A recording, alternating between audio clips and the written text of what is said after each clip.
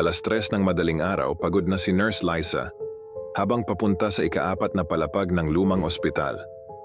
Sa bawat hakbang niya, naririnig ang tunog ng sapatos sa malamig na sahig na tila ba sumasalamin sa katahimikan ng paligid.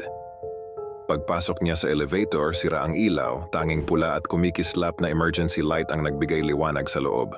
Sa loob, may tahimik na ina at batang may hospital wrist tag at isang nurse na hindi niya kilala, kalmado at nakatingin lamang sa harapan.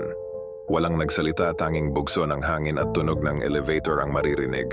Napansin ni Liza na tila malamig ang paligid, parang may nanonood sa bawat sulok. Napatingin siya sa salamin ng elevator. Ang batang babae, nakatingin sa kanya. Parang may gustong sabihin na hindi maipaliwanag. Biglang huminto ang elevator sa di inaasahang palapag. Nang bumukas ang pinto, naramdaman ni Liza ang matinding kaba na bumalot sa kanyang dibdib. Ngunit ang kalmadong nurse ay ngumiti, sumenyas na manatili siya sa loob. Nang isara ang pinto, muling gumalaw ang elevator nang walang anumang ingay.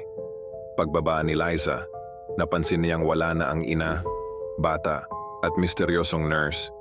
Tila ba sila'y naglaho sa hangin?